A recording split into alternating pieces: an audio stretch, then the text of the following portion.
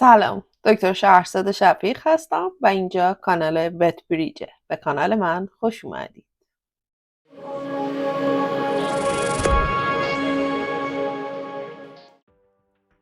مبحث امروز ما Bovine herpes ویروس 1 هست، زیر مجموعه viral infections associated with Bovine Respiratory Disease complex in cattle، مربوط به قسمت بیماریهای دام بزرگ از منبع مرگ. لینک این بیماری زیر این ویدیو براتون گذاشته. قبل از اینکه بریم با هم دیگه این مبحث رو گوش بدیم، سابسکرایب و لایک فراموش نشه. ممنون.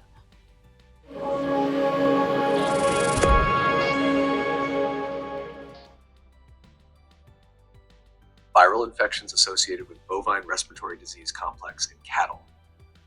Bovine herpes virus 1, bovine herpes virus 1, BHV1 infections are widespread in the cattle population.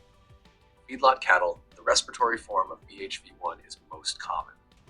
The viral infection alone is not life-threatening, but predisposes cattle to secondary bacterial pneumonia, which can result in death.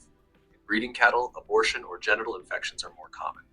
Genital infections can occur in bulls, infectious pustular balanopastitis, and cows, infectious pustular vulvovaginitis within 1 to 3 days of mating or close contact with an animal infected with BHV1. Transmission can occur in the absence of visible lesions and via artificial insemination with semen from subclinically infected bulls. Cattle with latent BHV1 infections generally show no clinical signs when the virus is reactivated. However, they serve as a source of infection for other susceptible animals. This disease can be effectively controlled with modified live virus vaccination. Etiology and epidemiology. BHV1 is associated with the following clinical signs in cattle: infectious bovine rhinotracheitis, IBR, infectious pustular vulvovaginitis, balanopastitis, conjunctivitis, abortion, encephalomyelitis, mastitis. Only a single serotype of BHV1 is recognized. However, 3 subtypes of BHV1 have been described on the basis of endonuclease cleavage patterns of viral DNA: BHV1.1, respiratory subtype; BHV1.2, genital subtype; BHV1.3, encephalitic subtype. BHV1.3 has been reclassified as a distinct herpes virus designated BHV5. Clinical findings. The incubation period for the respiratory and genital forms of BHV1 is 2 to 6 days. In the respiratory form, clinical signs range from mild to severe, depending on the presence of secondary bacterial pneumonia. Clinical signs include high fever, anorexia, coughing, excessive salivation, nasal discharge that progresses from serous to mucopurulent, conjunctivitis with lacrimal discharge, inflamed nares, hence the common name red nose, and dyspnea if the larynx becomes occluded with purulent material. Nasal lesions consist of numerous clusters of grayish necrotic foci on the mucous membrane of the nasal septum, just visible inside the external nares. They may later be accompanied by pseudodiphtheritic yellowish plaques. Conjunctivitis with corneal opacity may occur as the only clinical sign of BHV1 infection. See IBR with conjunctivitis image. In the absence of bacterial pneumonia, recovery generally occurs 4 to 5 days after the onset of clinical signs. With genital infections, the first clinical signs are frequent urination, elevation of the tailhead, and mild vaginal discharge. See vulvitis and vaginitis. The vulva is swollen and small papules, followed by erosions and ulcers, are present on the mucosal surface. If secondary bacterial infections do not occur, animals recover in 10 to 14 days. With bacterial infection, uterine inflammation and transient infertility may occur, with purulent vaginal discharge for several weeks. In bulls, similar lesions occur on the penis and prepuce. BHV1 infection can be severe in young calves and cause generalized disease. Pyrexia, ocular and nasal discharges, respiratory distress, diarrhea, incoordination, and eventually convulsions and death can occur in a short period after generalized viral infection. Gross and histopathological findings. In uncomplicated IBR infections, most lesions are restricted to the upper respiratory tract and trachea. Petechial to ecchymotic hemorrhages may occur in the mucous membranes of the nasal cavity and paranasal sinuses. Foci of necrosis develop in the nose, pharynx, larynx, and trachea. Lesions may coalesce to form plaques. The sinuses are often filled with serous or serofibrinous exudate. As the disease progresses, the pharynx becomes covered with serofibrinous exudate, and blood-tinged fluid may be present in the trachea. Pharyngeal and pulmonary lymph nodes may be acutely swollen and hemorrhagic. Tracheitis may extend into the bronchi and bronchioles. When this occurs, epithelium is sloughed in the airways.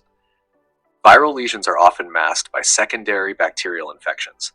In young animals with generalized BHV1 infection, erosions and ulcers overlaid with debris can occur in the nose, esophagus, and forestomachs. In addition, white foci can occur in the liver, kidney, spleen, and lymph nodes. Aborted fetuses may have pale, focal, necrotic lesions in all tissues, but especially in the liver. Diagnosis, characteristic lesions, viral isolation, paired serological testing, PCR assay, immunohistochemical testing, or antibody staining. Uncomplicated BHV1 infections can be diagnosed based on characteristic clinical signs and lesions of rhinitis, tracheitis, and conjunctivitis. However, because the severity of disease can vary, BHV1 should be differentiated from other viral infections by viral isolation. Samples should be taken early in the disease, and a diagnosis should be possible in a few days, when viral isolation results are received from the diagnostic laboratory. A rise in serum antibody titer also can be used to confirm a diagnosis. It is not possible to detect a rising antibody titer in abortions because infection generally occurs a considerable length of time before the abortion and titers are already maximal. BHV1 abortion can be diagnosed by identifying characteristic lesions and demonstrating the virus in fetal tissues by PCR assay, virus isolation, and immunoperoxidase or fluorescent antibody staining. If the dam dies, gross and microscopic lesions detected shortly after death can help to establish a diagnosis. PCR assay can be used to identify antigen in a variety of tissues or exudates. Treatment and control. Antimicrobial treatment of secondary bacterial infection, modified live or inactivated virus vaccines, biosecurity, eradication programs. Antimicrobial treatment is indicated to prevent or treat secondary bacterial pneumonia in patients with BHV1. General recommendations for control are as discussed under bovine respiratory disease. Immunization with modified live or killed virus vaccines generally provides adequate protection against clinical signs of disease.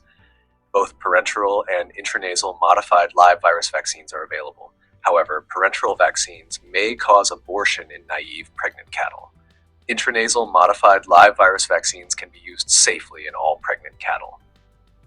Modified live virus vaccines provide a longer duration of immunity and often are the vaccines of choice in feedlots where potential exposure to BHV1 is high. Breeding and replacement heifers and bulls should be immunized at 6 to 8 months old before breeding and yearly thereafter. Feeder calves should be immunized 2 to 3 weeks before entry into the feedlot. Many feedlot veterinarians recommend a second vaccination when animals arrive to provide good duration of immunity. A number of Western European countries have eradicated or are attempting to eradicate BHV1 from their domestic cattle populations. Eradication of the virus is possible by a combination of serological surveillance, culling of reactors, biosecurity, and vaccination. To aid in eradication, deletion mutant vaccines have been developed that permit discrimination between antibody produced in response to the vaccine and antibody produced in response to natural exposure. Key points. Bovine herpes virus, BHV1, can cause rhinotracheitis, pustular vulvovaginitis, balanopistitis, conjunctivitis, and abortion in cattle. BHV1 causes systemic, highly fatal disease in newborn calves. Latent carrier animals are often the source of infection. Lesions include erosions and fibrinous plaques in nasal passages and the trachea. BHV1 can be controlled effectively with modified live virus vaccines. خب اینجا مبحث BH1 تموم شد، ولی قبل از اون که بریم به صحبت خانم دکتر نوروزی گوش بدیم راجع به این بیماری، لایک، کامنت یادتون نره، حتما سابسکرایب کنید. این به من و کانال خیلی خیلی کمک میکنه تا بتونیم محتوای بهتری رو براتون تولید کنیم. ممنونم. توی مبحث بعدی میبینمتون. پس یادتون نره وت بریج، پلی از یادگیری تا درمان.